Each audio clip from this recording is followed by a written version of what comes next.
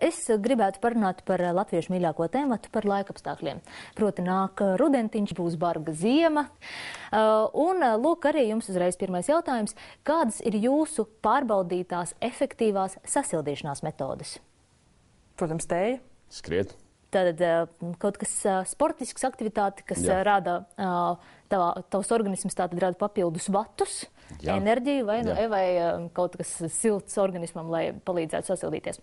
Nu, lūk, es tikos ar kādu skolas jauniešiem, kuriem arī pagājušajā sezonā bija ļoti svarīgas šīs sasildīšanās metodas, jo viņu mācību iestādē, jeb skolā bija ārkārtīgi augsts un viņiem bija nepieciešams sasildīties, lai varētu efektīvi mācīties. Stāsts ir par kādu skolu, kur cīnījās ar ledus laikmetu un veiksmīgi to pieveica.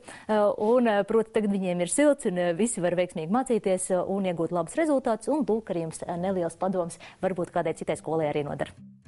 Ārā paliek drēgnāks, bet Rīgas centra humanitārās vidusskolas 15. kabinetā ir ļoti silts. Varētu pat teikt karsts.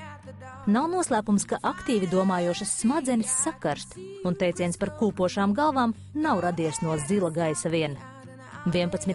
A klases vidējais atzīmju līmenis ir salīdzinoši augsts. Taču būsim godīgi, pat pasaules gudrākās galvas saliekot vienā telpā, gaisa temperatūru nevarētu pacelt tik augstu. Šīs skolas noslēpums ir nosiltinātā ēka. Būvdarbi pabeigti šovasar, taču rezultāti jūtami jau tagad. Katrā ziņā mēs par to esam priecīgi, jo pirms tam ziemā bija augsti, it īpaši sporta zālē bija ļoti augsti, tā ka vidējā temperatūra nepārsniedz 10 grādus. Tas nozīmē, ka ar cimdiem un arī īpaši gala kabinetos bija tiešām augsti, bet mums ir labi. Es domāju, ka svarīgākais ir saprast, ka bagātība rodas no tā, ka cilvēki racionāli izmanto to, kas viņiem ir dots, un meklē iespējas dzīvi sakārtot tā, lai varētu izdarīt savu darbu pēc iespējas efektīvāk. Un skolotājiem tas ir visefektīvāk. Ja skolas sporta zāle ir silta, tas ir vislabāk slimnīcai, ja neatnāk slims bērns. Un tas ir vislabāk darba devējiem, ja māmiņai nav jāpaliek mājās ar saaugstējušos mazuli. Un tāpēc ieguvumi ir visur un visiem. Gada augstajos mēnešos katram ir savi veidi, kā vislabāk saglabāt ķermeņa siltumu, prāta asumu un sirdsmieru.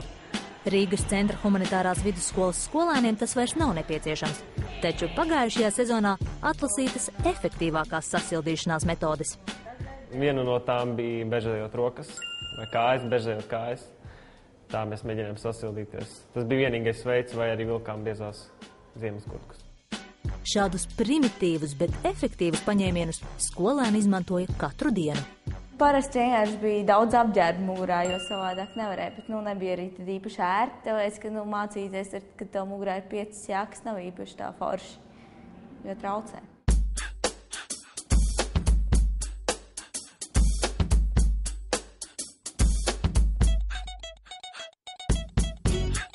Jā, tāda enerģija var daudz vairāk izmantot, lai mācītos, jo mācīties ir aizvien grūtāk, un tad viņi nodara ļoti. Papildu enerģija uzmundrina prātu, taču nav garantēts, ka tas nesīsies tikai mācību virzienā. Balītes Vecrīgā. Pārtraukt skolā valdošo ledus laikmetu izdevās pateicoties Rīgas domas projektam un Eiropas Savienības finansējumam. Jāsaka tā, gan par siltināšanu, gan par sporta zāli, par ārpuses fasādi, par visu, kas ir kur remontēts, pie komforta ļoti ātri pierod. Ja, un tas liekas jau pats par sevi saprotams, ka ir siltināts, ka ir jauni logi, ka nav caurvējš, ka klases ir jāveidina, bet tas ir tikai pilnīgi normāli, ka pēc 20-30 bērniem regulāri telpa ir jāveidina. Tā jau ir norma. Šī nav vienīgā publiskā ēka Rīgā, kura tēlēni sakot uzvilkusi mētelīti. Ja mēs paskatāmies uz Rīgas pilsētas konsekvento siltināšanas programmu, tad pēdējos 2 gados 49 publiskas ēkas ir komplekss renovētas. Tātad, lai būtu vide iekšā laba un lai būtu pēc iespējas taupīt resursi. Jebkuras pārmaiņas maina arī domāšanu. Skolēni nereizi vien dzirdējuši par energoefektīvu dzīvesveidu, taču iespēja pārliecināties pašiem par ieguvumiem nes jaunu pievienoto vērtību.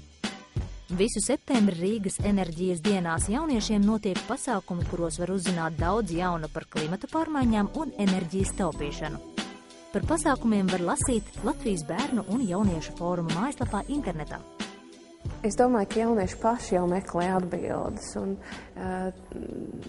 mācību grāmatās un mācību saturā zināmā mērā jau ir skartas klimata pārmaiņu problēmas, energoefektivitātes problēmas. Es domāju, ka jaunieši nevar paiet garām masaziņas līdzekļiem, kur regulāri stāsta par atjaunojumiem energoresursiem, bet ir ārkārtīgi svarīgi tos šīs tēmas atklāt jauniešiem interesantā veidā un tad nostiprināt viņu paradumus.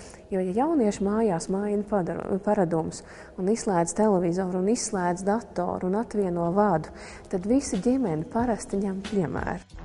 Sportojot, cilvēka ķermenis saražo vidēji 400 vatus enerģijas stundā. Skolā mācās 856 skolēni. To pārvēršot siltumā, skola pat varētu nopelnīt. Taču, liekot jokus pie malas, svarīgi, lai visu enerģiju skolēni veltītu mācībām un vēlāk sildītu Latvijas ekonomiku.